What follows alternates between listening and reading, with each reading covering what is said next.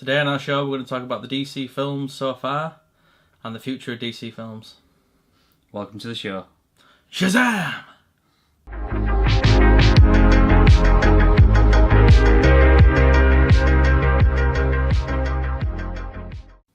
Right, let's start with our thoughts on the journey so far. So it all started in 2013, seems a long time ago now. Yeah, I'm just checking. I've got the year down. Yep, Man of Steel, which was directed by Zack Snyder. So what are your thoughts on Man of Steel overall? Yeah, I watched it again recently. I don't think there's a lot to dislike about it, to be honest. It's a good film. Love the opening on Krypton. Yeah, I think that's amazing. Yeah, maybe the best bit of the film, maybe not, but it's definitely one of them. It's pretty goddamn good. When he tries to fly, but the second time, and he kneels down, and you can see him tensing, and the rocks are just starting to float up, and that maybe zooms off. That's absolutely amazing. That first flight, the music in that scene as well is... Well, that's one of my other likes that I've got down, is the music is absolutely tremendous in that film. I think it's probably the best out of all the DC movies. Well, it's probably my favourite movie score ever. Yeah. Well, I know when we were talking about Justice League recently, and I listened to another podcast and their review on that, and they said it was a bit disappointing they didn't use the music from the Man of Steel, and now I've watched Man of Steel again, I kind of see why, because the music's so good. I think they could have got away with that. They do use it in the alien ship in Justice League, but when he came back, I think he needed it. And those Return of Superman scenes that were on the Blu-ray, they had that music, and I think maybe that's one of the reasons I would have had them in there, is because you would have had that. And plus, I think you lose a bit of continuity in a sense. Yeah, there is that, and I kind of hate that. I have a bit of that with the DC animated films where they get different voices, and I've just got used to a guy, and then they change, and I'm like, it does happen a lot. Writes me a little bit. Well, what about a dislike? We're going to dislikes to start. Not really. I did write it's a little slow at the start, but I don't know if it really is, to be honest. I think there is that build up, but it's not like slow like. Yeah, I think I get what I think that's very much Zack Snyder pacing thing. Yeah, I think he does do that. But this is probably, is it 2.5 hours? Yeah, I think it is. Yeah. So it's not quite as long as like his probably his Justice League movie would have been. Probably, yeah. Well, the rumours he has 4 hours footage. I mean, obviously they always have more, don't they? Yeah. They also what was I thinking of? The other one he did. Watchmen. Yeah, the Watchmen one was really long, and obviously. And then they did an extended cut. Yeah. It was long enough, wasn't it? Anyway? I've seen both. I actually quite like the movie, but at the same time, sometimes... Yeah. If you're not in mood, you start there thinking, it's a bit long, this. My only dislike in the film is, and it's not... I don't dislike the idea behind it. It's the death of Jonathan Kent, and it's not the way... I think it's not edited very well. I think it needs to be edited a bit tighter, because I feel like the way it's edited, it's like Clark's got ages to go and save his dad. Yeah. And that's the problem with it. I understand what they were going for, because they wanted it to be a decision that his father sacrificed himself for his son's secret. But I think maybe just a little bit of tighter editing in that scene, I think would have. But for me, it's my favourite modern superhero film. It's definitely a tough moment to watch in the film. The only other bit I wanted to say was the bit where I think she's an intern reporter, she's stuck under that rubble, and Superman starts flying up into that big beam that's destroying everything. Oh, the world engine. Yeah, the world engine. That is such a powerful scene. That bit is just brilliant. And again, the music is just so intense. Yeah, it's really, definitely. Really good. I mean, my favourite moment in the film is when when they go on the ship and Lois is on the ship and she meets Jor-El. Yeah. And the music there, it's not on the soundtrack, which is really annoying. He's unbelievable. And I just, all the way up to the end when Jor-El says, you can save a Cal, you can save all of them, and he flies out, that whole sequence, that's my favourite sequence. I think I'm glad I rewatched it, because I think this time I realised how good the music was, and I kept getting confused between Superman Returns, is it? Yes. Superman Returns and Man of Steel, because my thoughts on that was really slow, and I wasn't a massive fan of it. But this one now, I think it's a really good film. So before we move on, what are your thoughts on Superman killing Zod? Because that's a massive point of contention with a lot of fans. At the end of the day, Zod's going to destroy the world. What do you want him to do? Exactly. But they get that old cliche. This is the problem I have with a lot of Superman fans, is he should have found another way. It's almost like they don't want Superman to be written into situations. Well, they could have lobotomised him, but that would have been worse, wouldn't it? Well, yeah, probably. But it's like they don't want Superman to be written into those kind of situations. And one of my actual things I've got written down about the film is, fans want Christopher Reeve Superman, but they don't. Well, yeah, but Christopher Reeve Superman, how does it end? Because does he not kill he does it in a very charmful, playful way. So it's kind of maybe that's what. I mean, there's nothing wrong. I love Superman 2. I think it's a great film, but just I think fans want. I think the problem is with Superman fan, everyone's got their own idealized version in their head, and there's some people who can't stand something being that little bit different. Yeah, I think you can say that about every character. Yeah. Batman, isn't it? Exactly. Well, speaking of Batman, shall we move on to Batman versus Superman? Yeah, sure. Yeah, go for it. Yeah. Because can I just start actually? Because I've had a bit of a weird relationship with this film. When I first saw it, I thought that was weird. It was a bit strange coming out of the cinema, and I think because I'd heard it was so bad, I was kind of waiting for it to get bad, but then I don't think it ever actually did.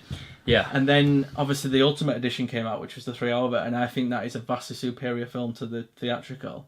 And then I've since watched. I got through a period where I kind of soured on it a bit, and I thought, I don't know if I like it as much as I remembered. But then I actually watched it the other day, and I forgot how much I love that film.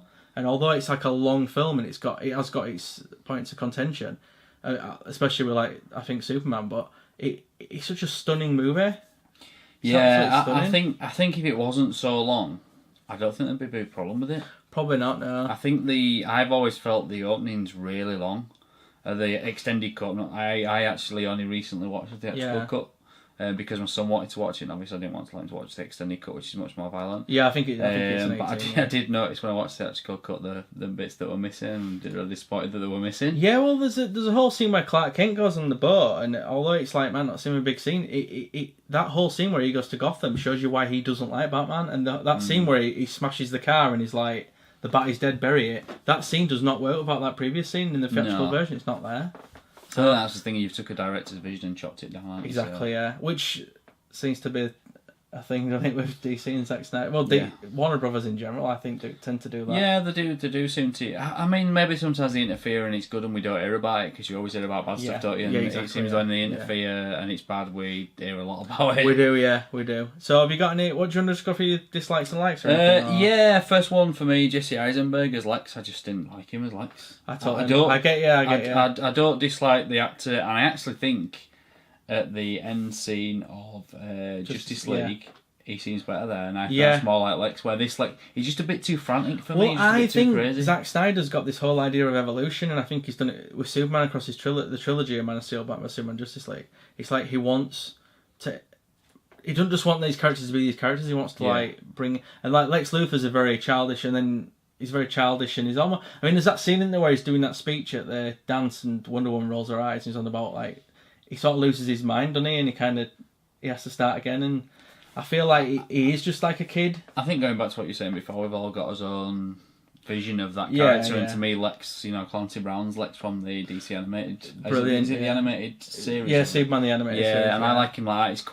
He's quite cool and calm. I mean, underneath he's violent. He doesn't show that in his exterior. I felt with Jesse Eisenberg, it was a bit crazy and a bit out there, and I didn't really like I mean, my perfect Lex Luthor is the guy from Smallville. I think he's the perfect live action Lex Luthor. Yeah, well, I didn't watch all of Smallville, but I did like him in it when I watched it. You got anything else then? Yeah, I just thought it's not for families. It's very moody, and the one thing that for me drags the film down is the political side, and I think that is where I totally get. I think he loses people there. And it did, for me personally, it did anyway. What did you actually think of the fight between Batman and Superman then? Oh, it's brilliant. Yeah. I think the last hour of that film is immense. I do as well. Absolutely I think it's brilliant, and there's a big the money shot is when Wonder Woman saves Batman. I think that is the best. I think she steals the film in that one scene. But that scene where you just see the Trinity stood together, that's just an epic moment, isn't it? That's like the Avengers moment where the camera's pan around to them all. And anything else before we move on? Just thought it didn't flow too well as a film. I think there's bits where it kind of builds up and you think, it's about to go somewhere, and it kind of slows back down. Do you know something interesting? When you watch the 3-hour version, it flows a lot better. Well, that's the thing I watched. And it's an extended. It seems quicker when you watch it. Yeah, the rewatch, I watched the theatrical cut, which I hadn't seen before. So maybe it was just that. Just going back to Zack Snyder's fight scenes in films are just. They're epic. They're really good. I mean, do you remember that one? Was it called Sucker Punch? They did. Yeah, it was just full of fights. I didn't really like the film, but as a spectacle, some of the scenes were immense. They were because I think in Man of Steel, the fight in Smallville, that's the best superhero fight I've probably ever seen in a film. Like three actually, two power beings fight. But then in this, Have you seen a better Batman fight scene than that fight scene in that warehouse? I don't know, because I was always a bit disappointed with the Nolan's Batman fight scenes. Well, particularly the first one was always all a bit too close for me. Dark Knight Rises is actually worse choreography than the last. Yeah, but I thought in some respects it was a bit more. But would you realistic. agree this is the best Batman fighting you've ever seen in a film? Like when he's in the warehouse and he says Martha. Oh, come on, Adam West. Nah, I do like Adam West. I thought it was great to watch it all the time. But yeah, no, I'd agree. Yeah. So what are some of your likes from the film? So I like the idea of Bruce Wayne seeing Superman fighting Zod at the beginning. He's destroying all the buildings, and that's why he doesn't like Superman. I like the way they linked that into the previous. I love the way everyone's running from the smoke and he's running towards it as well. Yeah, it's like really good scene. Yeah.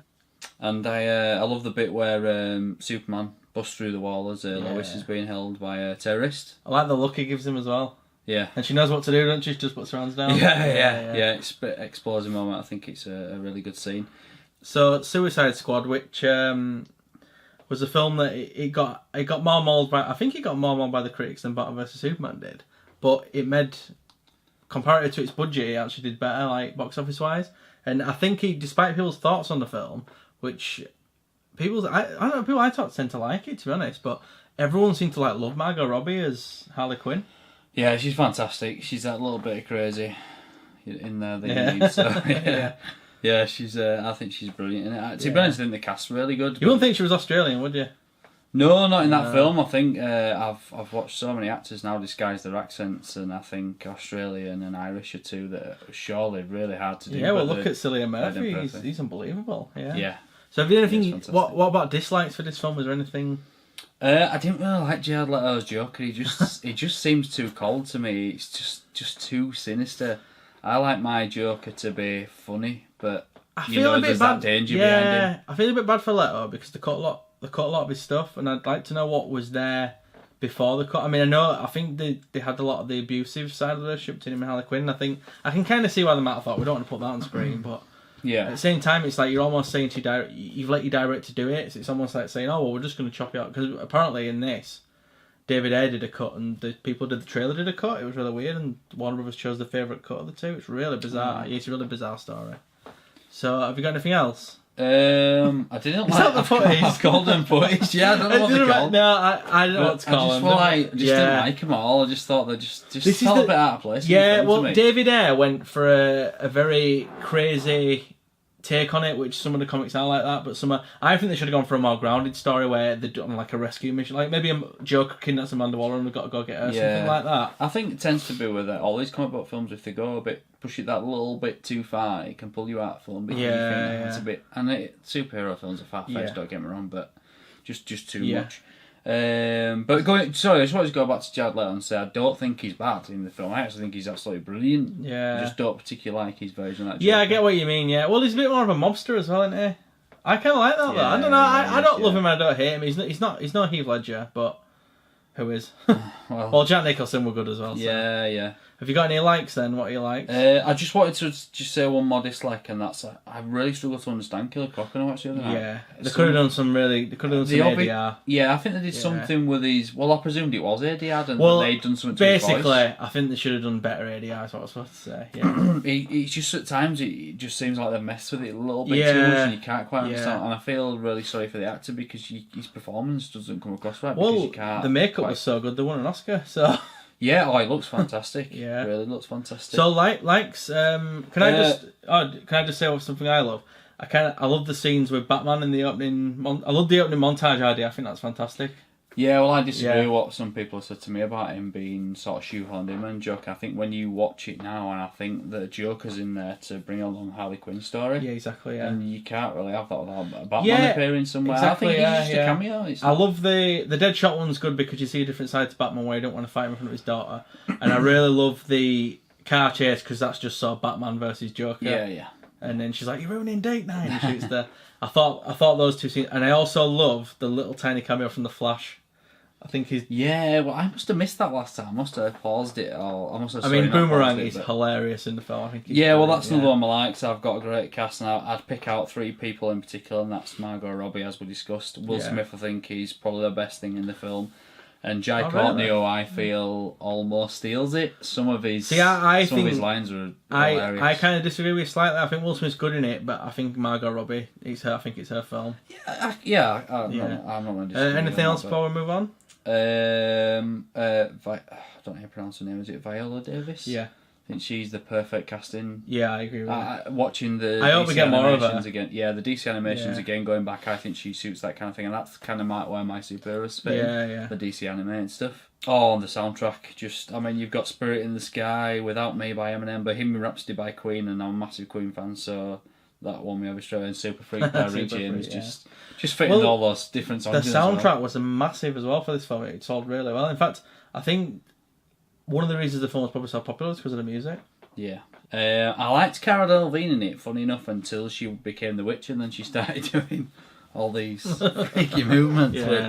But I actually think I think she's proved herself to be a pretty good actress. I think she's absolutely stunning as well. She's a beautiful. She's. But I think as an actress, she's really good. Just some of those body movements. Yeah, I feel a bit sorry for her because they're talking. I mean, I don't know if Suicide Squad 2 is going to happen. But they're talking about her not coming back, and I'm like, bring her back. She doesn't even have to be. I really liked her character till it went to full-on witch, and then she became the bad guy. And I wanted to see more of her helping that team. The bits where she turns into Enchantress, and she says she was Enchantress, and then there's the hand comes up and flips around. My wife was, she was kind of scared of that bit. It kind of freaked her out a little bit. Yeah, it could be quite freaky. I'd if they'd have gone for Is it actually a 12 Suicide Squad? I can't remember. It might be. It was one I didn't let my son watch anyway. I mean, I think that's the kind of film you do aim at the older audience. Yeah. I think that one for sure, yeah. Right, so Wonder Woman, which I would call the crowning jewel in DC, DCEU, if you're going to call it that. I don't keep changing name. I think it's... I know we're going to go into an order in a minute, and I'm going to probably pick my favourites, not necessarily the best, but I think this is the best of the lot. I kind of agree. I think the balance is perfect in this film compared to the other. I feel like Man of Steel it's a very serious film. It doesn't have quite the moment. It could have done a few more moments of. I mean, or maybe not more humour because it's actually got humour in it, but maybe better directed humour. I don't think Zack Snyder's very good at directing humour. I think that's one of my issues. No, I don't seem to be his forte. I mean, because you go to Man of Steel, the scene where he destroys the truck, that could have got a really good laugh, but I don't think he played it quite right. Yeah, I know what you mean. So I feel like it's the most balanced film that I actually don't think I've got a single dislike in Wonder Woman. I haven't wrote a dislike down. There you go. Right, there you go. The things I really liked was I love the history of the gods. I think that bit is superb. Yeah. And is it Zeus? Did we decide? It is Zeus. Yeah. Love to see more of it. Spoilers. That's her dad. Yeah. I actually really like the bit where she's about to leave the island and she's got that almost childlike naivety with a mum, and it's kind of almost when as a kid you finally stand up to your parents and say no. Yeah.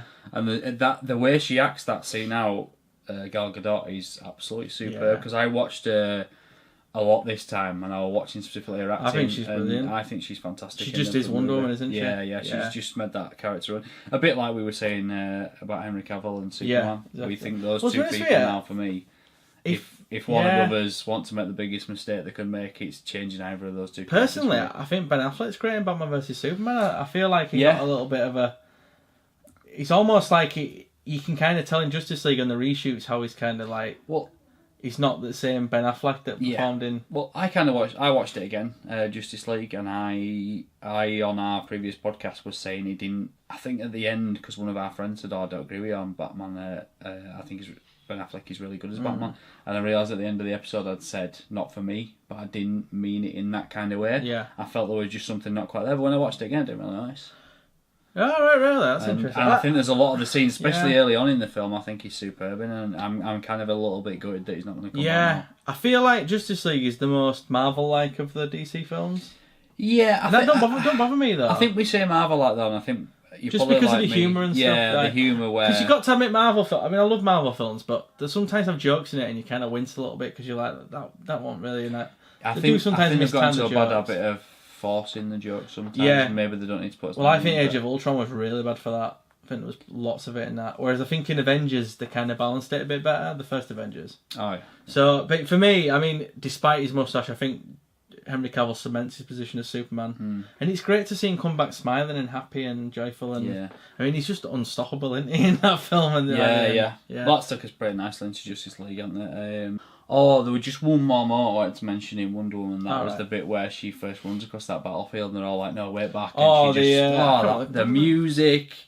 Running across the field. I forgot what they call that. No Man's Land. No Man's Land. Yeah, that is epic. That scene is superb. Absolutely superb. Yeah, that's the standout moment of the film. Every DC movie's got a moment, and I think that's in that film. That is that moment. Yeah, so I think that... we've sort of kind of talked about Justice League within Wonder Woman. We're already on the podcast, so there's no point going too much further into that. So what we're going to do is we're going to rank what we think of the 5 films so far in the DC or DC Films universe, whatever they're calling it these days. They're not really telling us. Before we move on to stuff like Comic-Con and the updates about the future DC. What is your number 5? So we're going to go down. Suicide Squad. Totally agree. Second time I watched it, I didn't enjoy it as much as the first time. No, I thought the same thing, I think maybe rewatchability isn't quite up there with the others. No, I agree, but I think Suicide Squad's kind of film where I'd probably catch a bit on TV and watch about a half hour of it. And I sort of think as well with that one, because I'd watched them all and I watched them in a funny order, and I think that might have been the last... I think it was the last one I watched.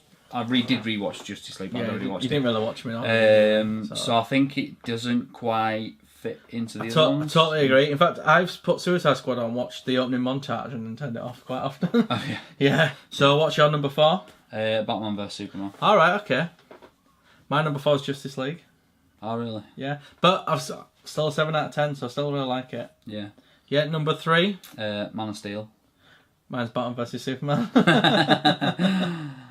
And I'm really torn on my number 2 and my number 1, so I'm just going to say them in the order I wrote them, but I'm not even sure I agree with myself. But Are we just going to do 1 and 2 now?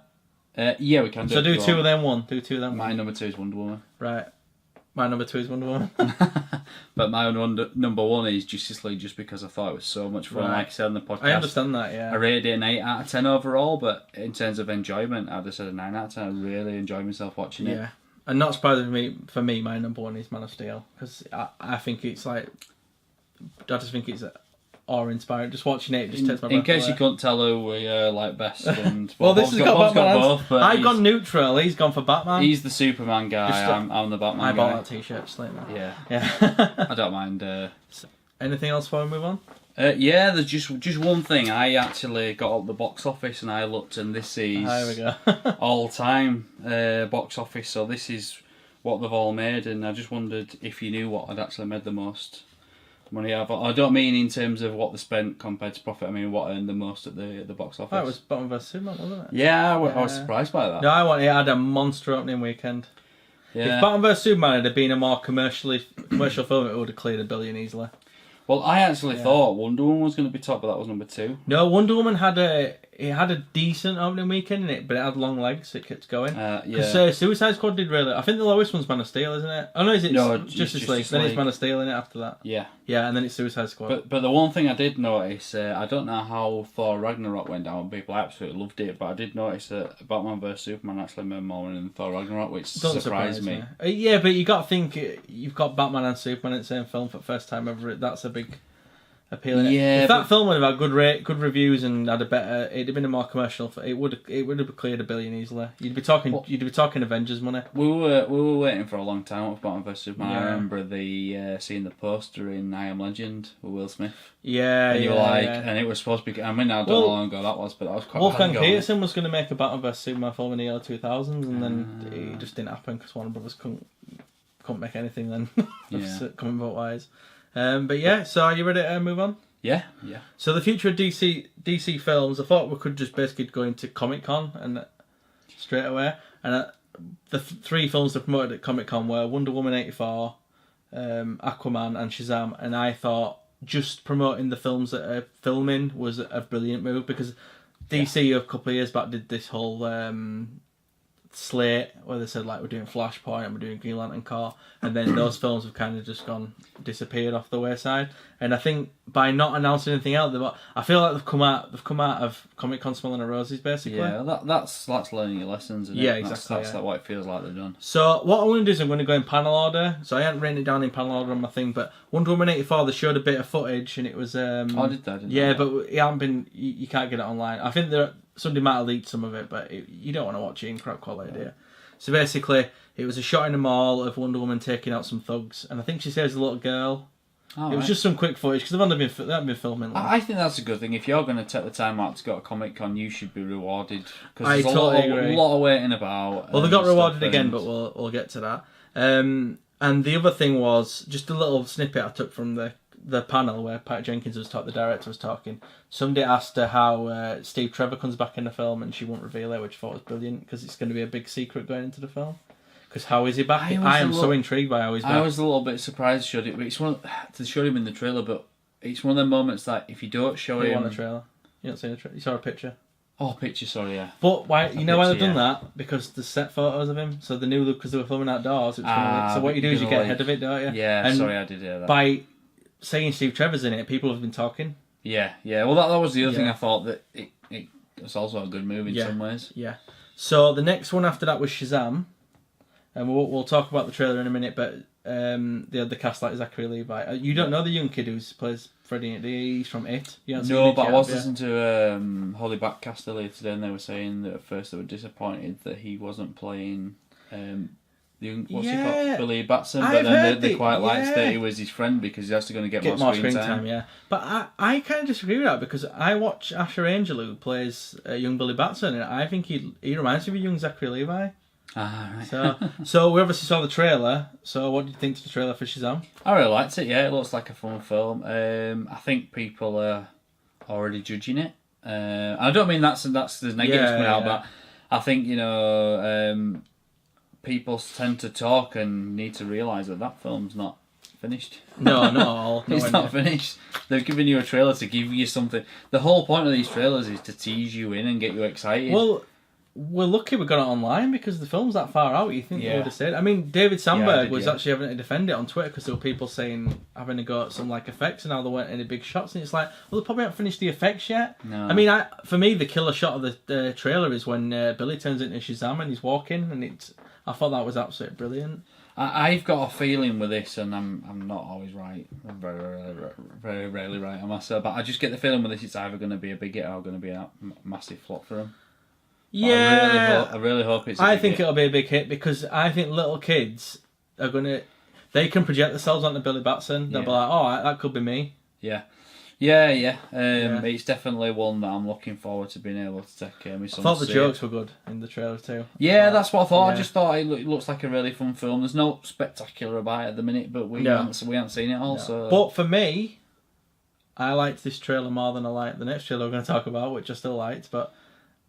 The Aquaman trailer. I thought Aquaman looked absolutely on another level. Personally, I just thought it looked absolutely immense. See, I think Aquaman looks great. There was just something a little bit off for me watching it. I don't know what it was. I almost could. It's like I couldn't get the feel. I loved the trailer, but I couldn't quite get the feel of it. And I think that one of the complaints I've seen online is this about the CGI.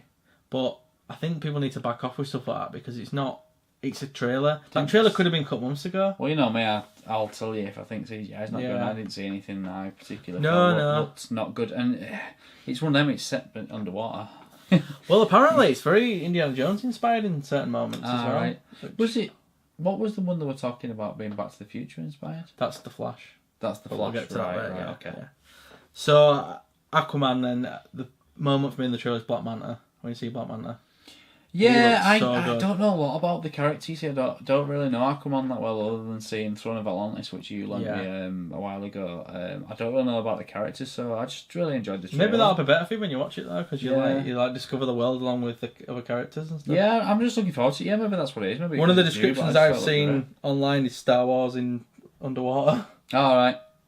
Which I love all them. Well, I totally understood it. As soon as I heard it, I thought that's exactly what I would describe it as. I mean, I've also heard an extreme comment. Somebody said they think it looks like Green Lantern, which I think maybe just because Green Lantern. I mean Ryan Reynolds Green Lantern. Yeah. I mean, all right. But I think what they might mean is because the film was big in scope and Green Lantern did. But then Green Lantern wasn't really big in scope. I remember with that trailer, watching it, thinking it looked absolutely epic. Yeah, and it wasn't really, was it? Wasn't, I like it, but it wasn't epic. But whereas this, if it doesn't live up, I mean, James Wan's directing it. It's got, big credits in the movie industry now. I don't think DC can afford for this to flop. I really don't. I think this is the one it has to be a hit for me. I don't think it has to be. I think basically they've always got Wonder Woman to fall back on. I think possibly, but if you keep going to see films and they're not the DC films, although we like them, they haven't gone down as well as Warner Brothers hoped. And I think they've already got to the point where people they're not as good as we thought they were going to be, so we won't bother going to the cinema. Well, I think that's happened in Justice League. Yeah, I think Batman vs Superman and the double barrel of that and Suicide Squad had knock-on effect. The only thing I thought maybe people enjoying Wonder Woman, they might. Yeah, well, I almost thought maybe they thought, well, hang on a minute, Wonder Woman was great. I seen her in her own movie, but I didn't really like that Batman Superman movie, so why do I want to see them again? You know what I mean? You got to think about it. People think like that, don't they? It's just the way of the world. So Aquaman is a thumbs up from you. You want to see it? Yeah, I think it looks great. Cinema job. I definitely want to see it at the cinema. I do. I want to see Shazam at the cinema. Yeah, so well, I go see all DC ones. So I don't really have. That's all that came out of Comic-Con, but there has been other little tidbits of DC news over the last few weeks, and one of the ones is that Jeff Johns is writing Green Lantern. All right. And Green Lantern Corps, sorry, as he's calling it. And the rumor is that it's a Hal Jordan, Jon Stewart team-up movie, a bit like Lethal Weapons in space, describing it as. But he's used the word that he's reimagining Green Lantern, and everyone's like, what does that mean? I get. Or is he just using words to? Because how long ago was Ryan Reynolds Green Lantern? 2011, so it's been 7 years.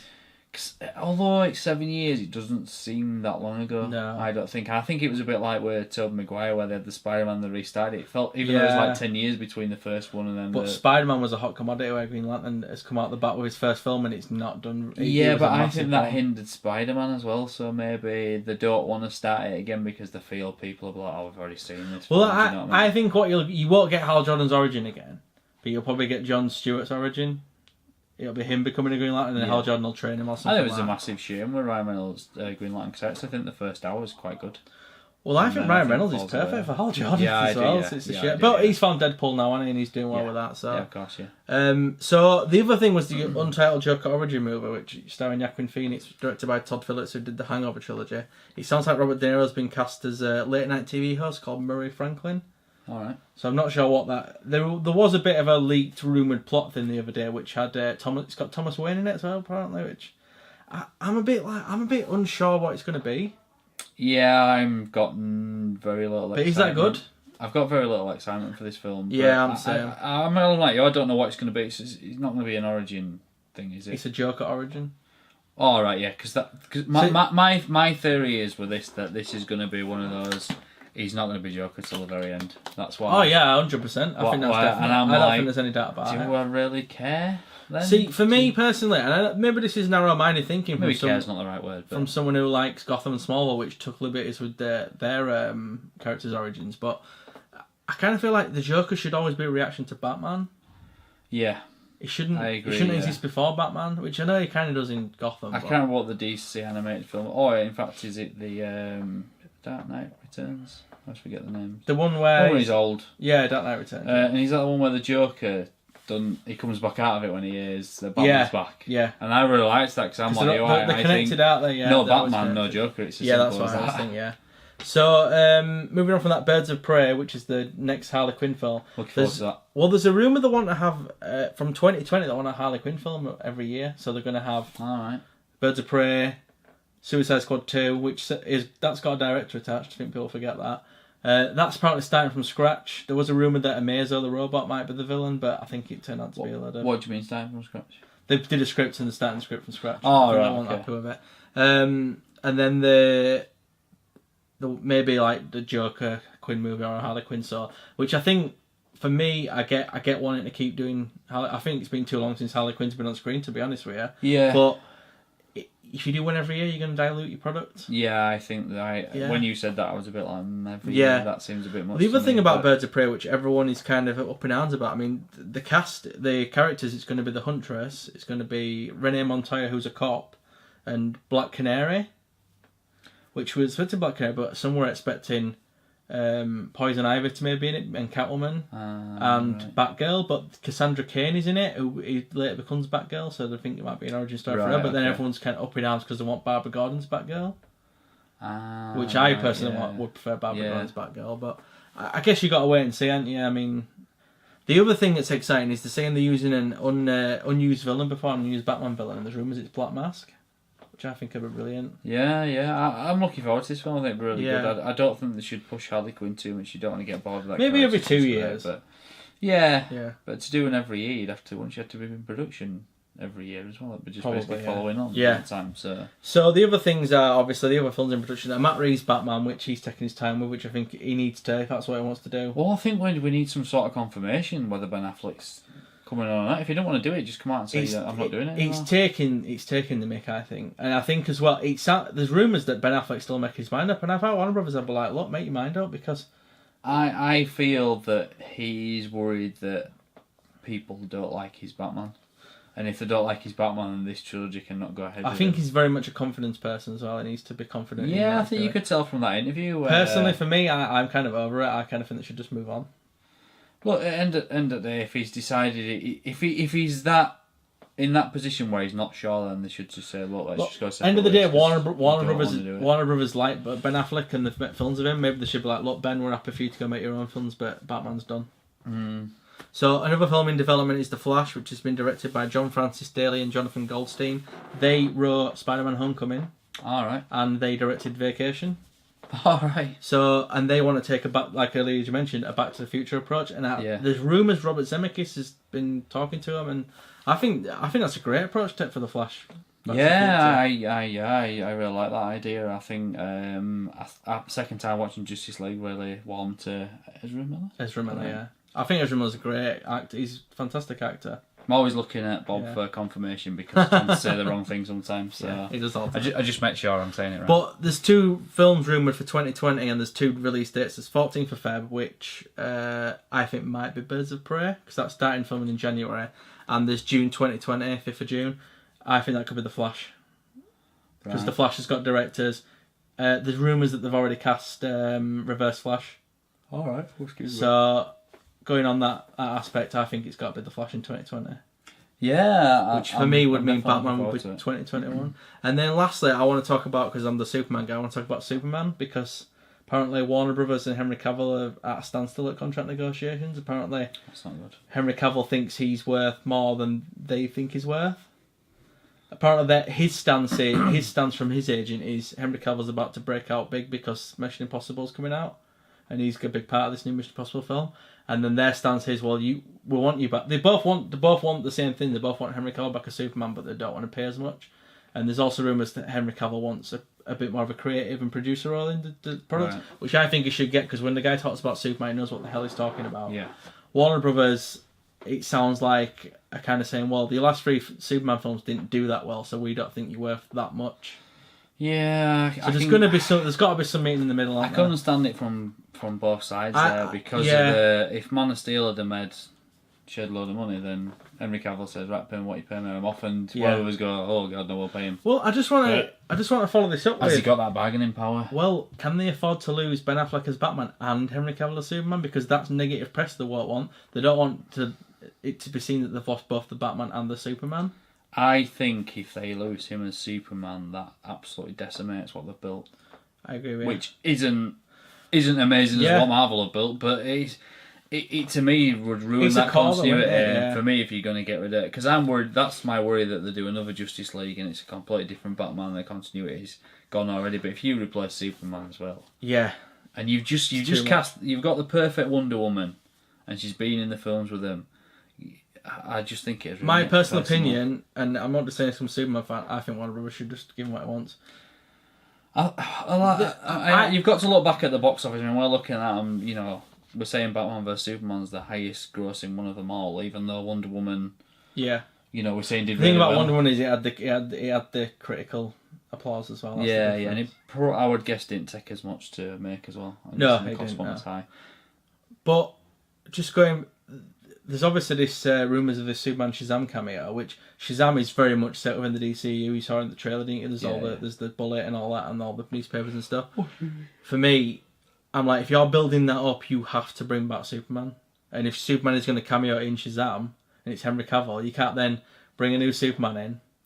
Yeah. But obviously, I think that cameo may depend on the contract. If the contract doesn't work out, I think they might just scrap the Superman cameo, which they haven't filmed it yet. So I'm just trying to think of a solution for him. Well, I think what should happen is how I see it. I think Henry Cavill might back down a bit on the money, but I definitely think he should get the producer creative role that he wants, because end of the day, even Ben Affleck's coming in, he's had a creative influence on the Batman. Yeah. Gal Gadot's having a creative influence on Wonder Woman. Why is he not getting the same? And he talks about the comics, like he knows what he's talking about. Although it's been successful for him with Wonder Woman, do you think that the Ben Affleck thing with Batman and it not quite working has maybe put him off a little bit from giving people? I don't think it's not to do with that, because they do that in all the films. So I think it just basically comes down to they don't think he's worth the money that he wants, but his agent's going to try and get the best deal for a client, isn't she?